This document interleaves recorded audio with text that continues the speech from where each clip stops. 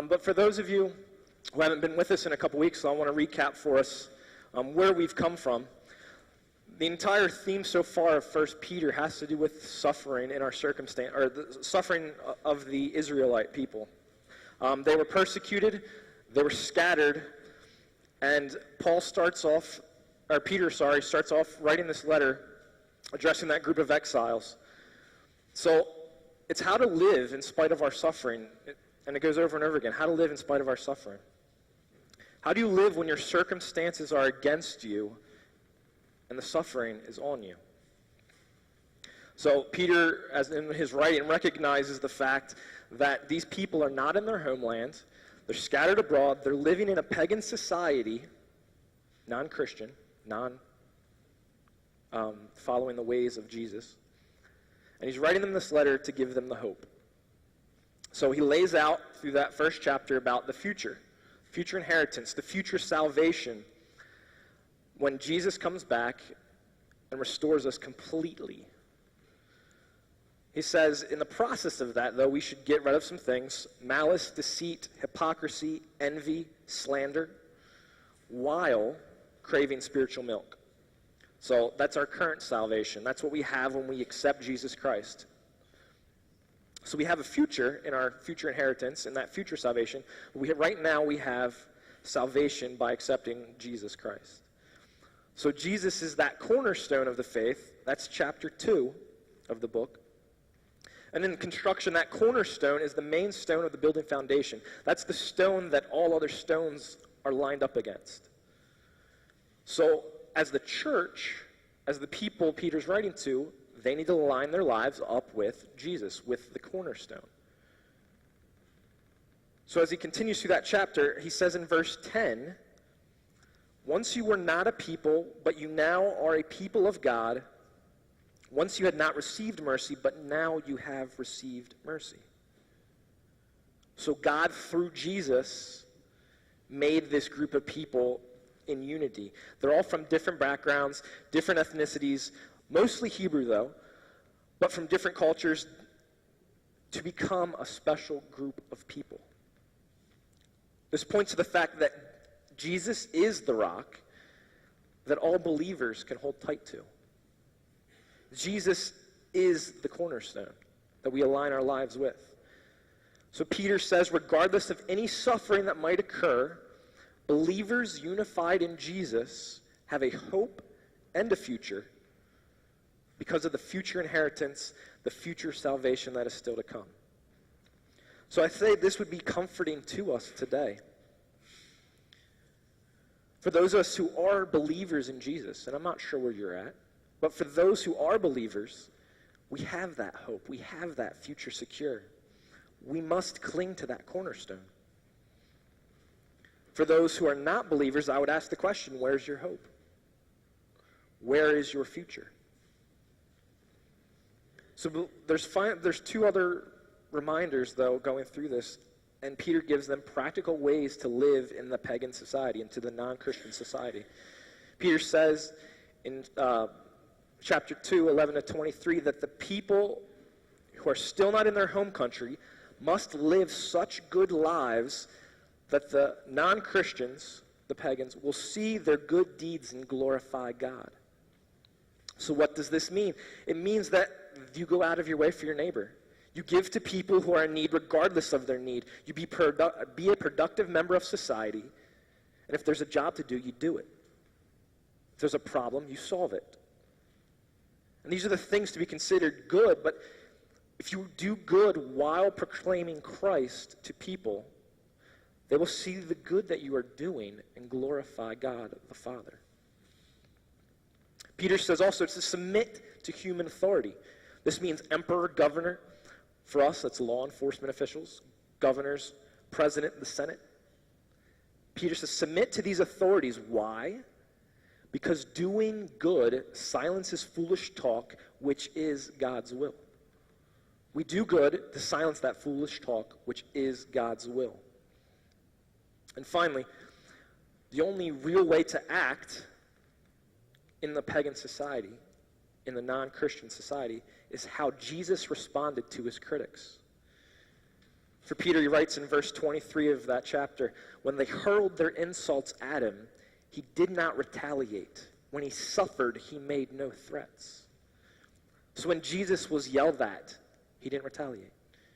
When he suffered, when he was beaten, he did nothing. This is the picture of the life that we should be living. And it's set for us as a reminder that what Jesus has done for us.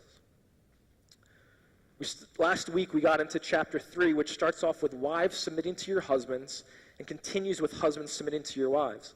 So in the context of a Christian marriage, each party should be submitting to each other so that the gospel can be proclaimed in the home. The reason you live in submission to each other is so each party may be encouraged by the gospel.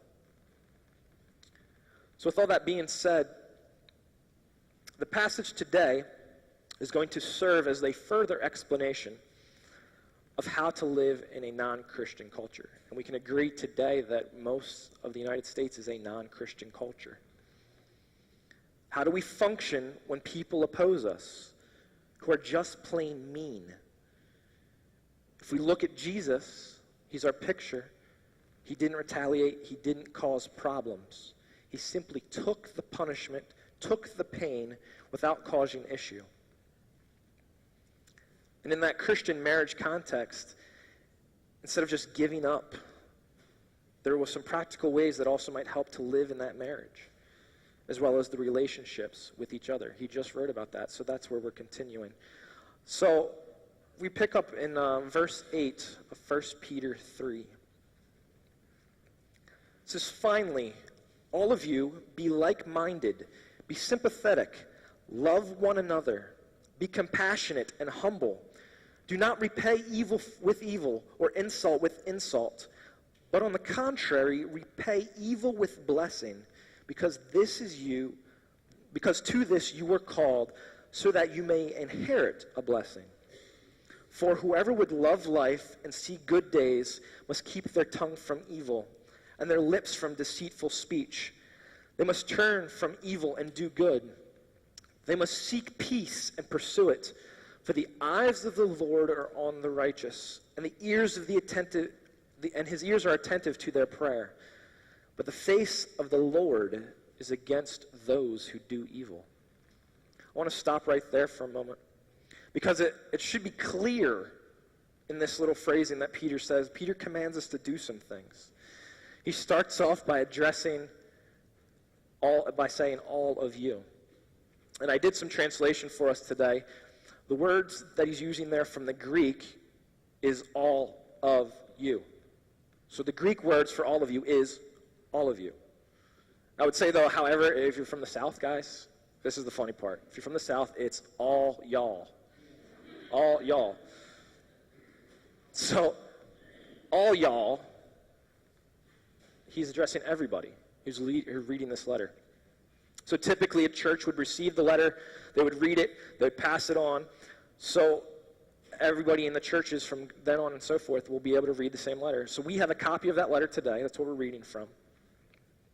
So all y'all better listen. First thing Peter says is be like-minded. Wait a minute. This is confusing to me.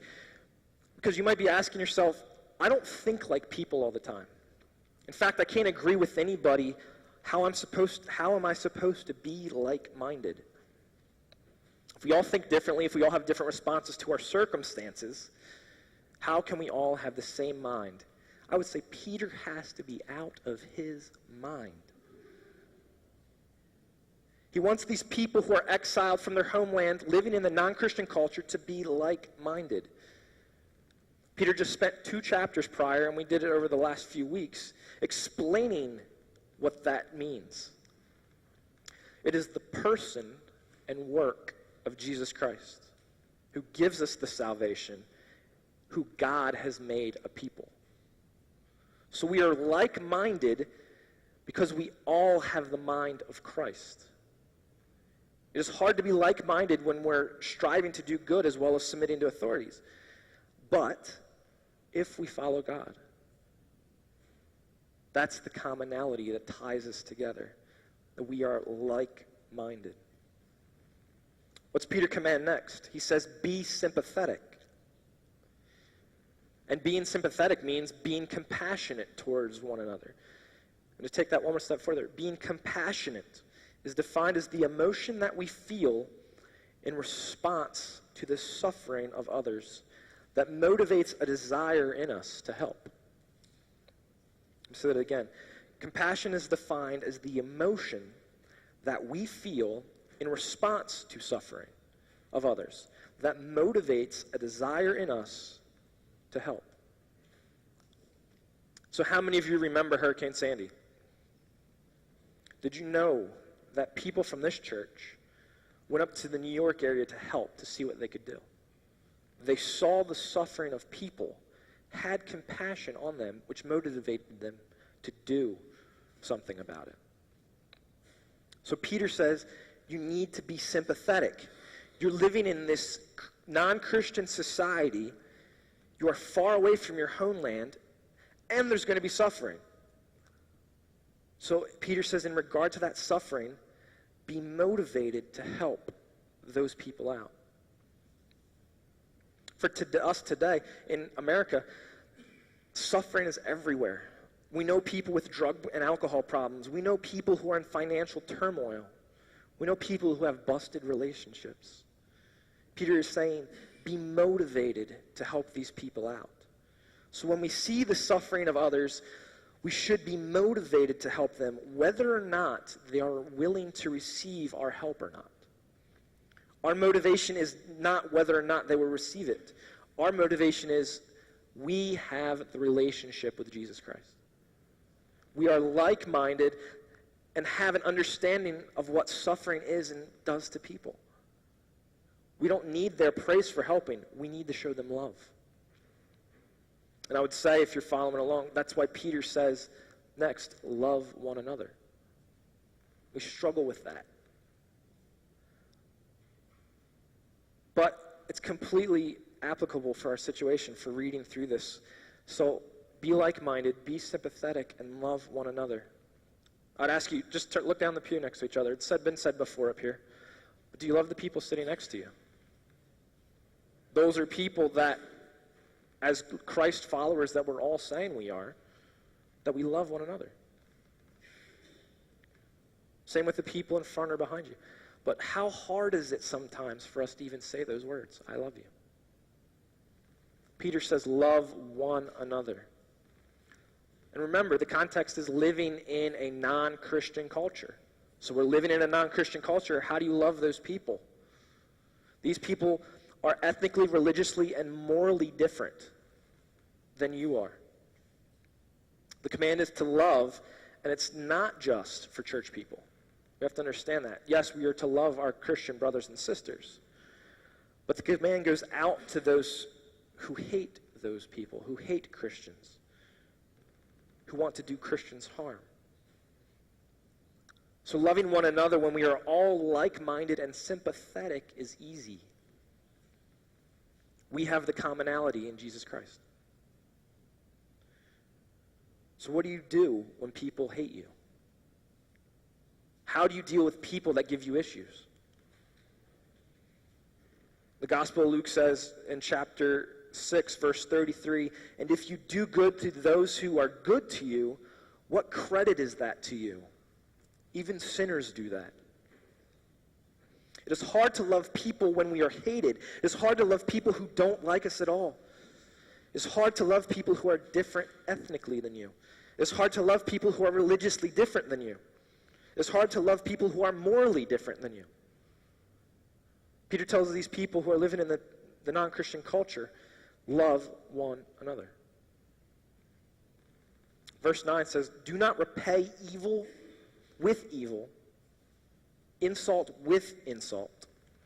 On the contrary, repay evil with blessing, because to this you are called so that you may inherit a blessing.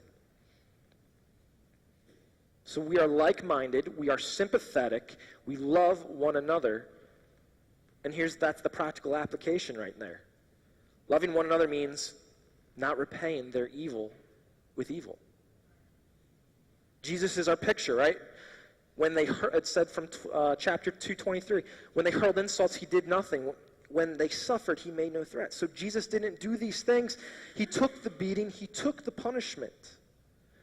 So when someone tells a lie about you, do you lie about that person? Do you gossip about that person? Do you try to make their lives miserable? We do those things. I do those things. So when somebody cheats you and robs you financially, do you try to get them back? When somebody slanders you, do you slander them back? Do you start rumors about that person, trying to make their lives miserable? Peter says, in all those things, do not repay their evil with evil, or insult with insult. Peter says, do this instead. Repay evil with blessing. Because to this you were called, so that you may inherit a blessing. Peter says, repay their evil with blessing. So if somebody lies about you, do something nice for that person. If somebody cheats you, do something good for that person.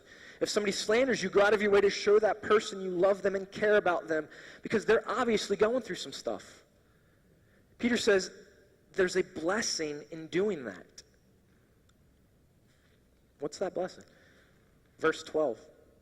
It says, for the eyes of the Lord are on the righteous, and his ears are attentive to their prayer. The blessing is God finds favor with you. God thinks you're pretty awesome when you are repaying evil with blessing. God, who created us in his image, who knit us together in our mother's womb, who created everything that we see around us, who sent Jesus to die on the cross on our behalf, thinks highly of you when you're able to repay evil with blessing. It says, for the eyes of the Lord are on the righteous. So who's going to harm you if you're eager to do good? I don't consider myself to be a logistician. But those are the people who like logical thoughts and how to make an argument based off of logic. So when we hear that question from verse 13, the logical argument can take place on that. What's the correct answer? Who is going to harm you if you're eager to do good? Logically, the answer is nobody, right? We know, so let me break down the argument. Logically, we know that if we like good things done to us, other people should logically like good things done to them. Logically, we know that if enough good things are done to us, we become grateful. So if we do enough good things to other people, they should become grateful. So if we do good to anyone and everyone, who is going to harm you? The answer is still no one. Nobody's going to be able to harm you if you're doing good. So the logical argument stands. It's true. When we say, who is going to harm you if you're eager to do good? We argue through it. Nobody. So in a normal functioning world, which we all know our world is broken, but in a normal functioning world, in normal relationships, the logical argument stays true. Peter's asking this question, but he already knows that answer too. He knows that the answer is nobody. However, we have a but. Pick it up in verse 14. This is where it gets a little interesting. So nobody, keep that in mind, nobody can harm us if we're doing good. If we continue to do good, we like those things. We repay their evil blessings, so on and so forth. But he says this in verse 14. But even if you should suffer for what is right, you are blessed. Do not fear their threats. Do not be frightened. But in your hearts, revere Christ as Lord. Always be prepared to give an answer to everyone who asks you, to give the reason for your hope that you have. But do this with gentleness and respect, keeping a clear conscience, so that those who speak maliciously against your good behavior in Christ may be ashamed of their slander. For it is better, if it is God's will, to suffer for doing good than for doing evil. For Christ also suffered once for our sins, the righteous for the unrighteous, to bring you back to God. He was put to death in body, but made alive in spirit. So what's Peter saying to these people and to us today? He says that even if you do good, and logically the answer should be nobody can harm us, we still might suffer for doing good. And we all know that we live in that corrupted world, tarnished by sin. So simply doing good to people doesn't mean they're going to be gracious or accept it. They could still try to tell lies about us. They could still cheat us. They could still steal from us, and any number of things. But Peter says here, it's because you are blessed. You are to pay evil with good. You are to turn the other cheek, so to speak, but even if you do those things, you could still suffer. However, the suffering doesn't matter because you're blessed. This is the part where I go, Peter, you're crazy. You're doing it again. This is the same thing you tried before. You're out of your mind. Because when my circumstances, when my problems happen, how can I be blessed? And I think we wrestle with that question. We become those complainers, right? When things don't go the way we want and the world falls apart, it's, oh, this stinks, this is horrible. Why am I going through this? God help me. You know, you have to understand something. These people that he's writing to here were among non-Christians. Different cultures, different lifestyles. Their circumstances are a problem. They know that they're suffering because of the persecution that caused them to be scattered in the first place. How are they blessed? Peter's answers their question and ours. Verse 15. But in your hearts, revere Christ as Lord. Always be prepared to give an answer to everyone who asks to give a reason for the hope that you have. Why are you blessed? Peter says here, because you have hope. He says when people ask, why do you do these things, to give an account? So why do you go out of your way for your neighbor? Why are you kind and generous? Why do you give them the answer? It's because I have a hope in Jesus Christ. Because I have a relationship with Jesus Christ. That's probably why he starts that whole sentence, that whole context with, but in your hearts revere Christ as Lord. So Jesus is our cornerstone. Jesus is the one that ties us together. This is why we do good things. This is why we love one another. This is why we're sympathetic to both saint and sinner. So when we are asked, why do we do those things? It's because we have a hope. He continues explaining, verse 18, for Christ also suffered once for sin, the righteous for the unrighteous, to bring you to God, to put to death in the body but made alive in spirit. So when you think about how bad your circumstances are, think of Jesus. So when you're struggling with things, think of Jesus. Jesus was that perfect person, sinless, blameless, came down from heaven and paid the ultimate price, dying on the cross for each and every one of us. It says he was righteous for the unrighteous.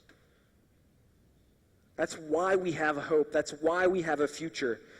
Jesus did those things to bring us back into that relationship with God that was broken all the way back in Genesis chapter 3.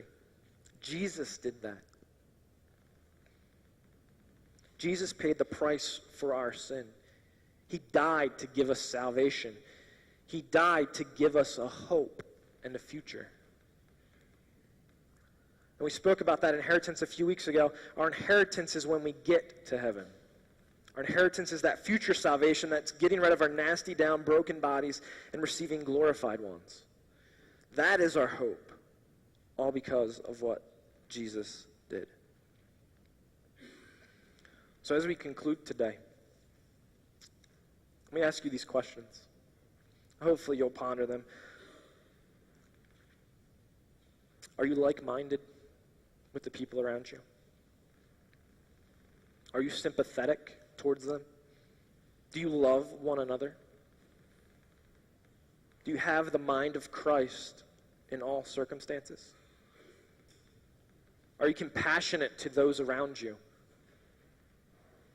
Do you love everyone? What is your testimony? That's what Jesus, when we say testimony, we say, Jesus has done this in my life, and I want to share it with you. Jesus has done this in my life, and I want to share it with you. What's your testimony? So I'd ask right now that you'd bow your heads with me.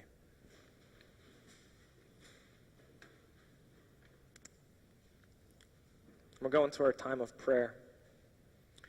But before we do, I just ask you to ponder those questions. Are you